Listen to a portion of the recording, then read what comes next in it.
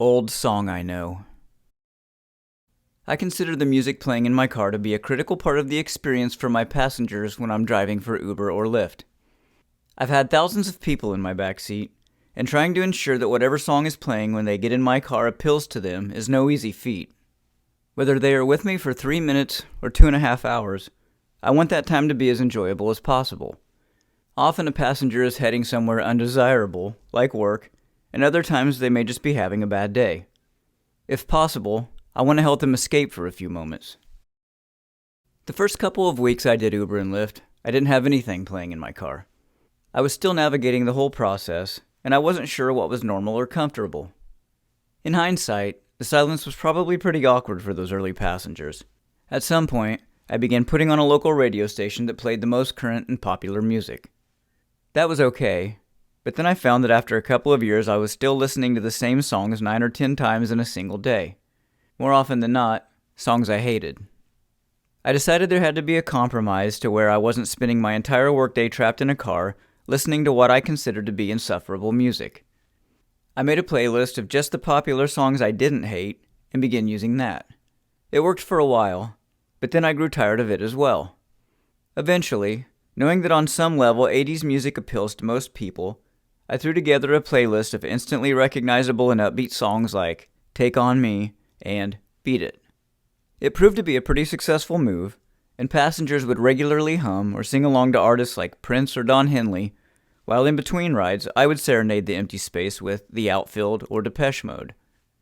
About a year ago I started producing a 90s themed podcast and YouTube channel, the90sweekbyweek.com. Thanks for asking. While deep diving into music of that era, which is far more representative of my formative years than the 80s, I decided to switch to a 90s Uber Lyft playlist. As I watched people my age reminisce over a song or a moment they associate it with, I'm offered a sense of shared nostalgia. For instance, I had a passenger the other day talk about a tour they recently attended that included the band New Edition.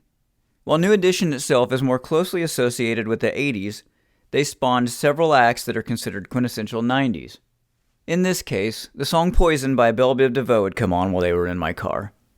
Poison, by far, elicits some of the most positive reactions from my passengers. Rightfully so. I've heard it 1,000 times in the past year and still haven't gotten tired of it. Selecting songs from the 90s to put into a playlist for an extremely diverse group of random people is a lot harder than it may seem, especially when you're trying to find music that you yourself don't hate or will get burned out on quickly. Obviously, if you're trying to bring someone's mood up or give them a positive experience, you can't just go with what were considered the most popular songs of the 90s. Many of them have inappropriate lyrics or intense musical arrangements, and others tend to be too mellow or melancholy. In addition, what I consider to be the best songs of the 90s may not be the best choices for an Uber Lyft ride. I long considered Pearl Jam's song Black to be my favorite of any era. After years of playing it over and over, I'm not as high on it as I once was, but still consider it a vital part of any 90s playlist I'm making for myself. Honestly, every song off the 10 album could go on a 90s playlist and I'd consider it acceptable. Not a single song on that album, however, has made it on my Uber Lyft 90s playlist. I just don't see them helping anyone's mood for the amount of time I'm taking them wherever they are going.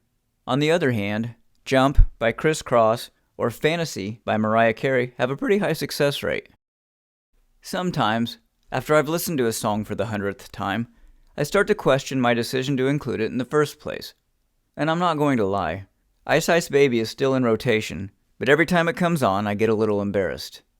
God forbid that anyone that doesn't know that I compiled a list of popular 90s songs think that I just chose to listen to Vanilla Ice on my own accord. I'm not judging anyone that chooses to express their inner Rob Van Winkle on a regular basis. He's just not real indicative of anything I choose to associate with. Another example of a song on my current 90s Uber Lyft playlist that I second guess is So What You Want by the Beastie Boys. It's one of my favorites on there, but with such a heavy beat and staticky vocals, I wonder if the appeal is broad enough for the myriad of people entering my car.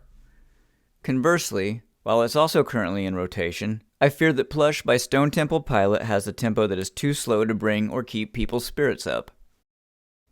It's difficult to separate your affinity for certain songs and the memories you attach to them from the unknown experiences of others, especially complete strangers. I'm constantly questioning and refining my 90s playlist. Imagine you are getting in an Uber or Lyft and the driver is playing 90s music.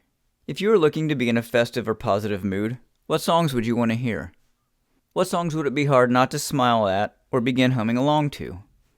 Feel free to leave your thoughts and suggestions in the comments, and thanks in advance. The UBeerOsophy.